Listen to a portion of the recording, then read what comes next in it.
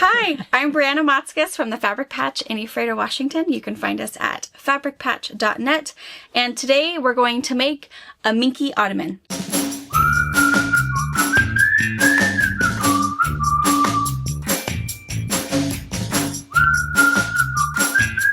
All right, our minky ottoman, again, can be made out of anything. I'm going to show you minky because here at the Quilt Shop, we are fan favorites of anything snuggly and cuddly. I'm going to show you a couple ways. I'm going to show you how to do the button says how the pattern is written. The pattern is actually a free pattern that is available in the description below. For a simple PDF, it is provided to us by Shannon Fabrics. So hence why we're also doing minky. But make it out of whatever you want. Flannel, cotton, faux leather. I'm going to show you one of those. Super cool. I'm also going to show you how to do a traditional Tuffet, I don't know if that's what it's called, how to make that little cinch thing differently. So maybe you don't want to use a button at all because you're going to do something for a kid's room or for a nursery and don't want some sort of a hazard hanging out in that room. I'll show you a traditional way how to do it. So to get started, you need 2 equal sized squares. The pattern calls for 2 24.5-inch squares. I used a 25-inch square because minky's hard enough to cut. Adding a 1/2 inch there, it wasn't going to happen. So I have 2 25-inch squares of this beautiful cedar wood minky. You're also going to need a package of sticky Fabra-Solvy from Sulky, a decorative button. Minky is best stitched with a 90-14 stretch needle. You could do a 75-11 stretch needle if you want to, but a stretch needle is what you want. And then also a 10-inch piece of like 1/2 inch twill tape.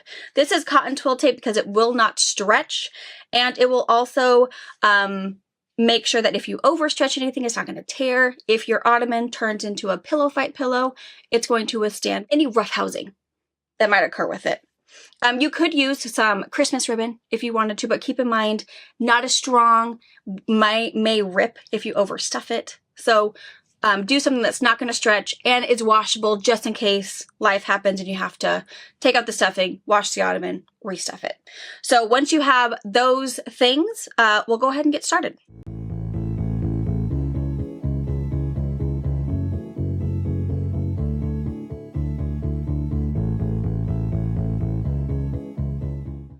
So if you're using minky, you know that minky from your local quilt shop is going to be stretchy on one side and not stretchy at all on the other side.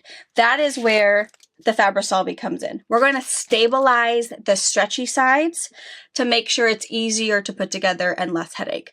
So it really will take you 15 minutes to sew this together. So real quick, I'll show you my cutting counter and I'll show you how do I apply the Fabra-Solvy to the stretchy parts of our minky.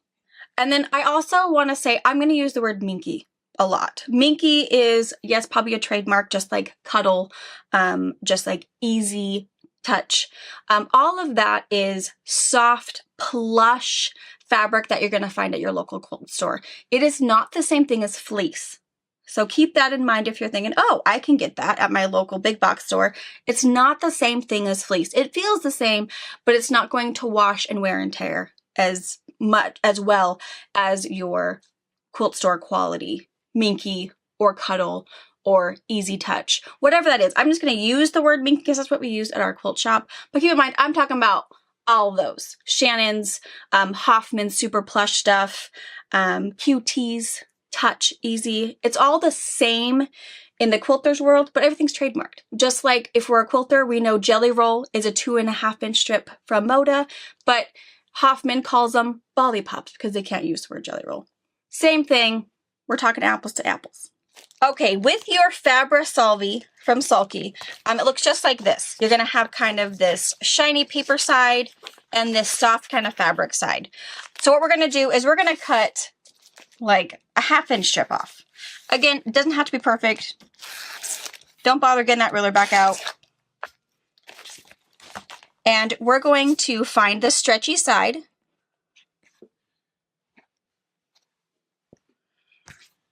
We're going to find the stretchy side, which is this one. We're going to work from the wrong side. We're going to peel off the paper, which is going to expose the sticky part. And we're just going to stick it on the stretchy side. Don't stretch the Minky, just stick it on there like a Band-Aid. And then I'm going to take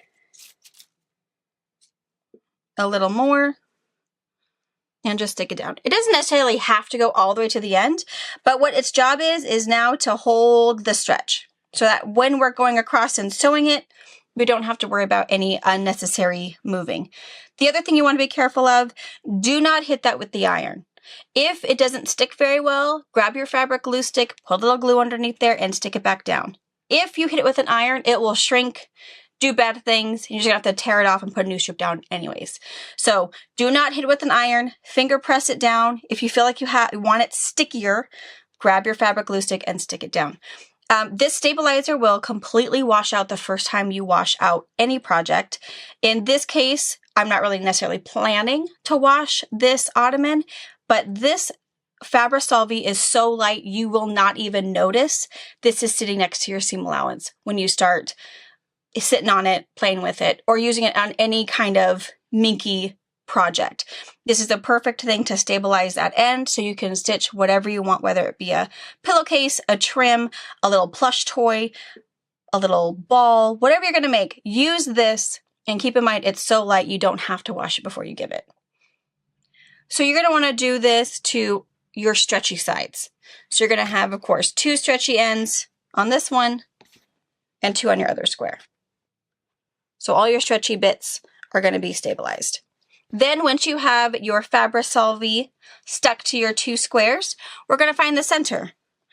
I'm just going to kind of, you can measure and be super, super duper precise. That's okay.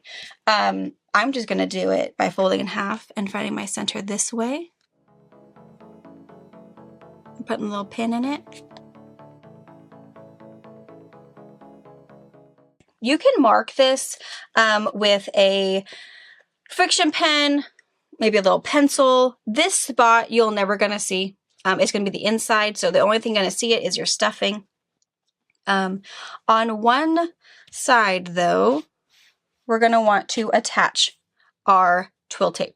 So the first thing you want to do with your 10-inch piece of twill tape is you're going to want to turn it into a loop. So take your 2 ends, overlap them, and so overlap them by about 1/2 inch. And then you can either zigzag that or straight stitch that. And you're just going to want to tack it straight down so that you have a loop similar to this. So you've taken that together. We just did some straight stitching back and forth. Doesn't have to be pretty. No one's going to see it. And then you're going to take this loop and you're going to stitch that loop right into that center point of 1 square, whichever square you want. Your pattern's going to tell you on the top or on the bottom. It doesn't matter who you stitch it to as long as it's stuck. It is stuck to the center of the wrong side of one of your squares. So I'm going to go tack that down real fast. All right, so it's tacked down there, and you'll see on the back side, I didn't trim those, so you can see with the Minky hides a whole lot of imperfections, which is really, really nice. You'll see when I show you up close the one that I had finished that I held up earlier, you can't even tell that I have any kind of stitching. You kind of see something like, you know, a cowlick going on right there, but that's not what people are going to be worried about. So now we're going to get ready to head to the sewing machine. I want to show you how to lay it out real fast because it'll be hard to see while I'm in front of the sewing machine. But we're going to line these up right sides together. Okay. And our top one, which can be I would say is the one with our loop on top. The reason why is you will know where this loop is if it's on top. If you put the loop on the bottom, you run the risk of him doing his own thing and him being stitched into a seam allowance. So put him on top just so we can keep an eye on him. And then that top square, we're going to actually pivot. Okay, so our point, our corner is going to be in the center of one of our sides. And again, we can be super precise. You can eyeball it. It's up to you. I have to say I am not a quilt police. I wing a lot of it. And then I just pin all of my corners. So I'm going to pin that one. I'm going to turn it. I'm going to pin my next. Here's one more side. Find center. Pin my corner. And you'll see my corner is extended just a little bit past that raw edge because I know I'm going to have seam allowance. So instead of doing right to point to edge, I'm going a little bit farther because I'm going to have a seam allowance, and it'll just make it easier when I get there.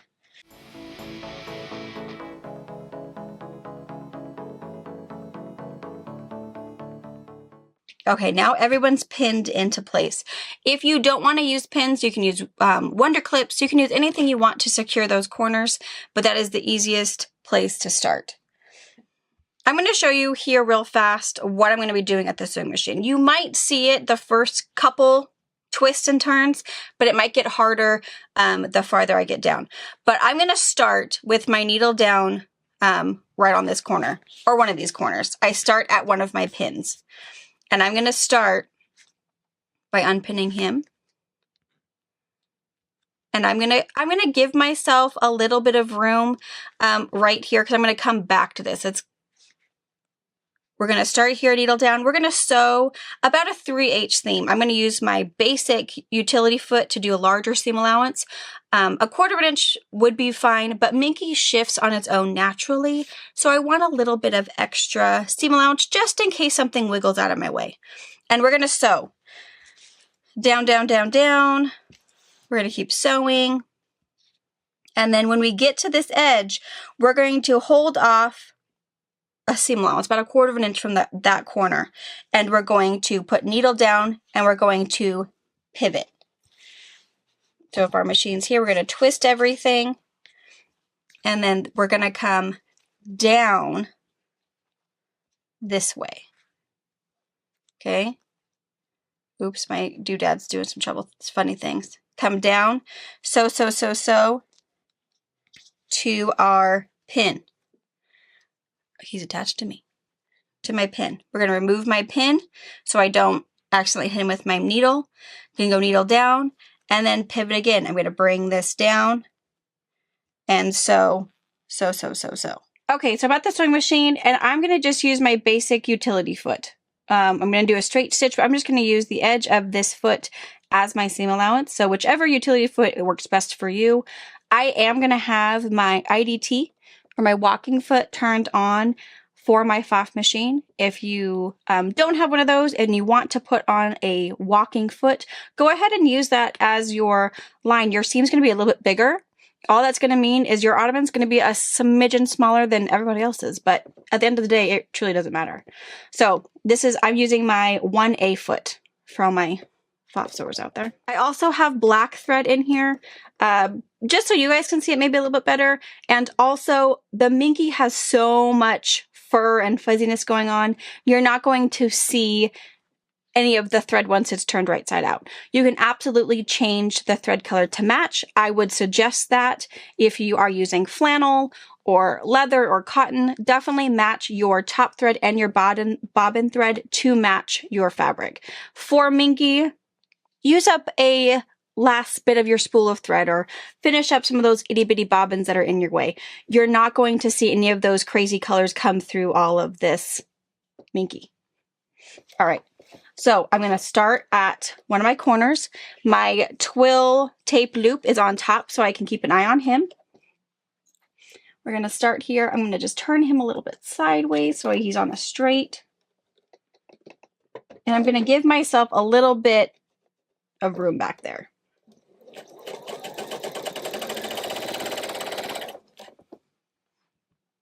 And my hand back here, I'm not pulling. It's just habit because I've been used to a presser foot lever back here, and with my new machines, I don't have them. So it's habit to have my hand back here. So I just want you to know I am not pulling. It's just guiding because I can't sew with two hands. So if you're curious what he's doing back there, nothing.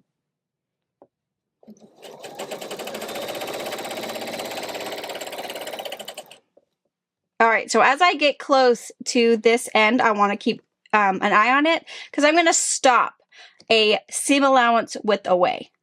So let me show you on your foot. If you are sewing with just your basic foot, usually the toe of your foot ends at the same width as the edge of your foot. So that kind of gives you a good pivot point to kind of watch for. I'm also at this point going to set my machine for a needle down position so that when I stop, my needle will be down and I can move my Minky around without losing my place. So I have my fingers at the edge on the bottom. So this right here, my fingers are sitting right at the edge so I know where I'm at. Okay, and that's where I think is about the correct seam allowance. I'm going to bring my presser foot up and my needle down so I can pivot or do my little twist. So I'm reaching under for my bottom piece of Minky and turning it. So now I have two pieces, right sides together. And I'm going to start sewing again. I'm also going to back tack on my corner. You do not have to back tack if you don't want to. But again, mine's going to go through some trauma.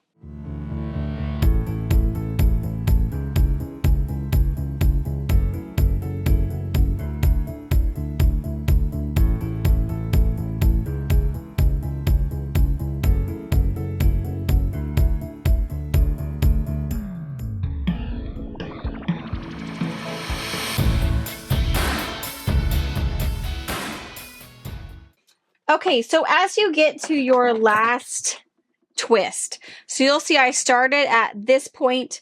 I'm doing my last pivot here. This is where I'm going to put my opening. So I'm only going to stitch down about, I don't know, 3 inches. Then I'm actually going to come back to this corner and stitch in about 3 inches. Because the last thing I want to do is figure out how to whip stitch one of my corner closed. And I want to really have my opening for stuffing on the side.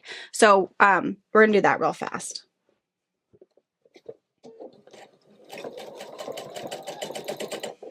Be sure when you come to where you want your opening to be, make sure you do a little back tack because there's going to be some strain on this opening as you're stuffing your ottoman.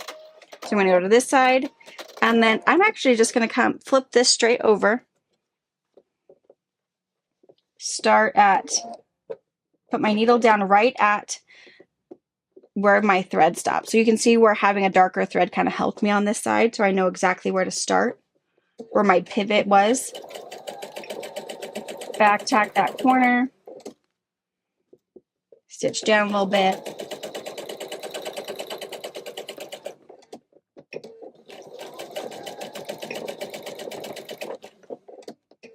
Okay, and she's all sewn together. So I do have my opening. Before you flip it right side out, we want to attach our toweling loop to the other side. This is step 11 of your free pattern. I'll tell you, it was my most confusing part. I had to phone some friends to figure out how to decipher the words and the image. Here's what it's trying to tell you. Take your loop and just roll it over to your pin. That's it. That's what it was telling you the whole time. So I have to tell you, you can stitch this under your needle, figure out how to manipulate this and do it under your needle. Or take a needle and thread and whip stitch it. I have to tell you that taking the needle and the thread and just stitching it down real fast doesn't have to be pretty, doesn't have to be anything, just has to be tacked down really good. It's far easier than trying to manipulate this under your needle without stitching anybody else that's not supposed to be stitched down. So that would be my only advice is yes, we can make it work. But a needle and thread is way easier. I'm going to find roughly the other center of my toweling. Poke it through. Find my pin, poke it through.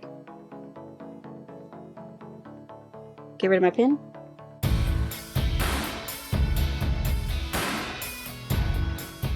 Okay, once you feel like it's secure enough, and again, I'm not doing any rhyme or reason or fancy stitching or anything. I'm just making a thread nest with my needle and thread. That's it. When I'm ready to make my knot, I'm going to make a loop. I'm going to thread my needle through, pull the knot tight, and then break my thread off. Just like that. And leave all that in there. All that's going to see this is your stuffing. Who cares about all of that? Don't make that all pretty. If your Tuffet or your Ottoman ever gets washed, this will just shrink down and make more of a thread nest. Just leave it in there. All right, and then we're going to turn it right side out.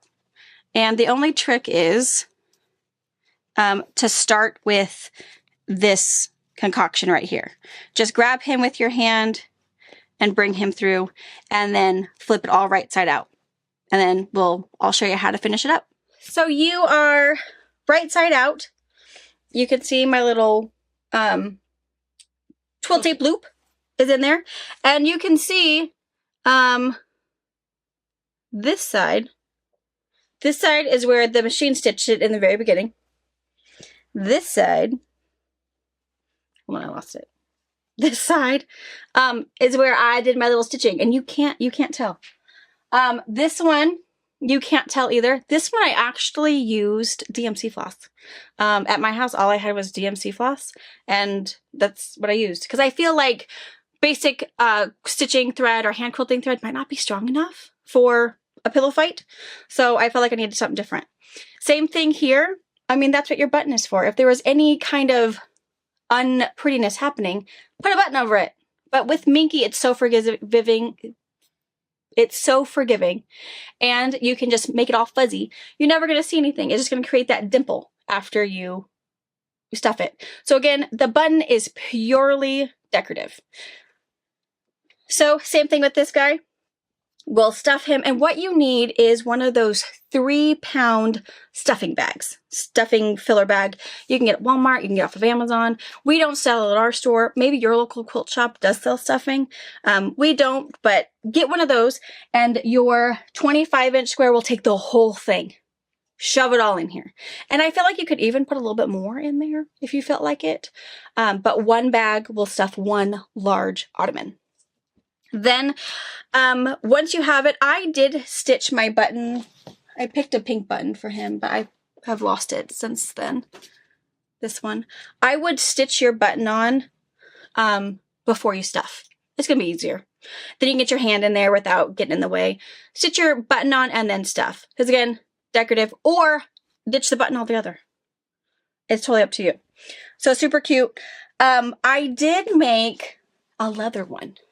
So those of you that super love the faux leather from Sally Tomato, this is it. It takes two.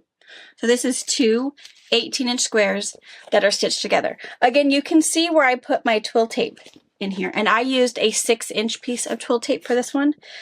So I am going to need some sort of a button. I did pick one out. I picked this kind of steampunky one that I thought would be really cute. It even has a little shank on it, so I can really get it stuck in there.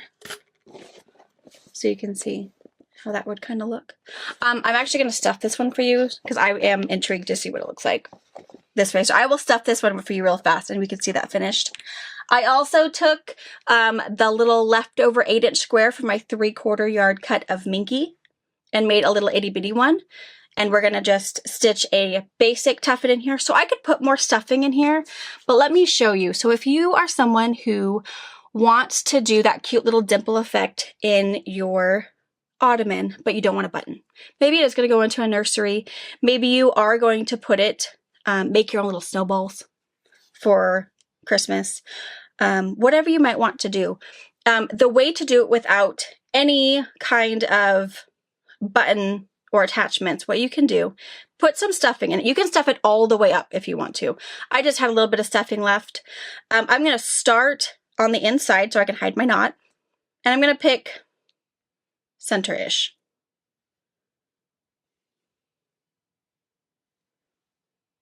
Center-ish. And then you're actually going to take this, I have my knot hidden, and you're going to go all the way through everything to the other side. Again, figure where that center is for you. If you want to try it and find the true center, go for it. Again, I'm someone who wings it. My 2-year-old, my 7-year-old, they're not going to care. And then the more you pull, the more dimpled it gets. Once you like how dimply it is, go ahead and make a stitch. So go back in somewhere in that side, come out somewhere next, maybe wear a thimble because you're going to play target practice with your poor thumb. And then come back up. And then you've created a little stitch. Then you have this cute little dimple without a button. And since it's minky, no one's ever going to see it. They're never going to find it. They're going to try. And then once you like it where it is, make a little knot in there. Don't lose your needle.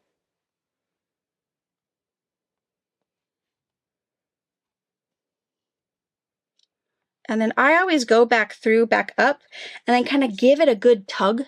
And it kind of puts that knot kind of in the inside. Give it a good tug. And then I'm going to cut. And that also means that little tail is going to be hanging out with its stuffing friends, and not worry about it. And if you feel like, oh, I missed some stuffing, stick some more in here. But again, stuff this as much as you want to stuff it, and then put your cute little dimple in it. And then you can do whatever you want. And then look how cute he is. There you go.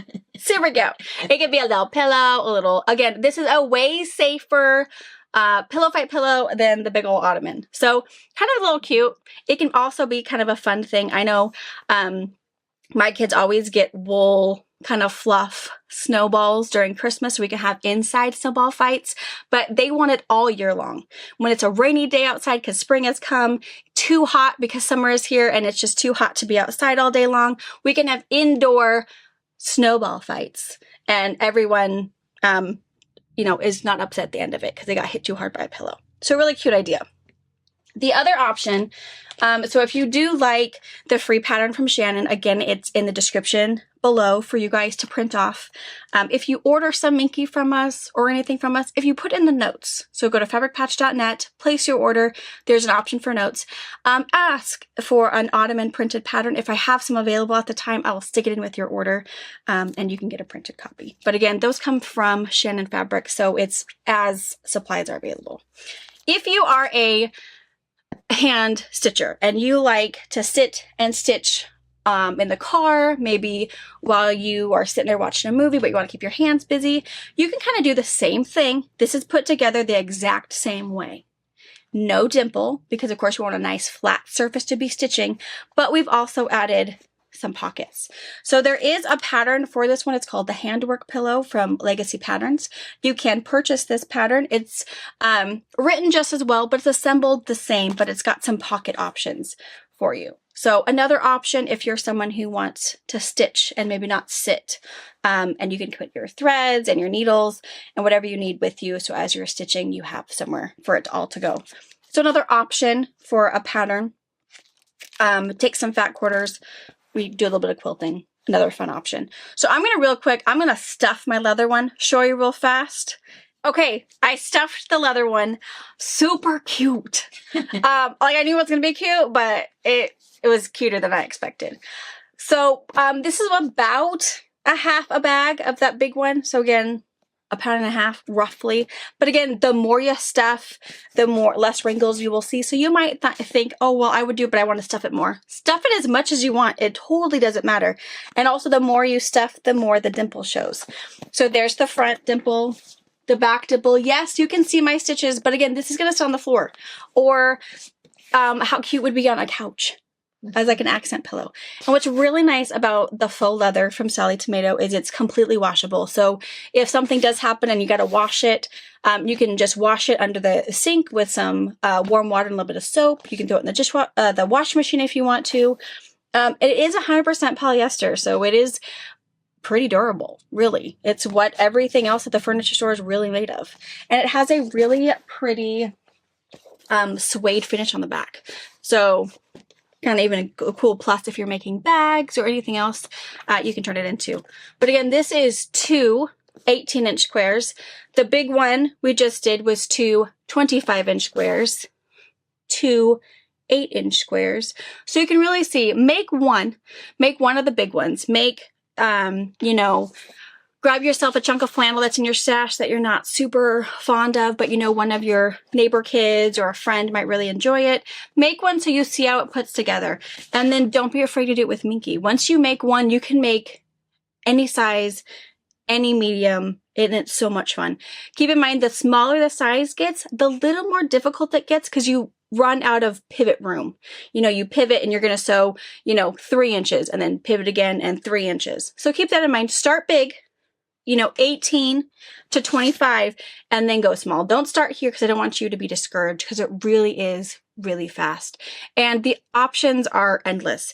You could do some Minky on top, leather on the bottom. You could do, if you have any of those antique quilts from great grandma that are totally rat-tatty and you don't know how to fix them, but you still want to love them, put grandma's quilt on top and some flannel on the bottom and make it a pillow. Make it a little 18-inch pillow. What a great keepsake for your family is a couch pillow or a library pillow that someone can really enjoy it and hear the stories and the memories and actually have a piece of great-great-grandma and not feel like they're going to ruin it. You can do all sorts of things. Minky on top, flannel on bottom. An orphan block. So if we're all quilters and we have this really cool 16-inch block but decided to go a different way, use it. Turn it into an ottoman, a pillow. So super cute, a lot of fun, lots of options. You're going to need to go make one, and we can't wait to see you next time. Thank you for watching our video. We invite you to leave a comment, hit the like button, or better yet, subscribe to our channel so you never miss an episode. You can also visit our Instagram, Twitter, Facebook, or Pinterest pages, or find all of those things and our online store at fabricpatch.net.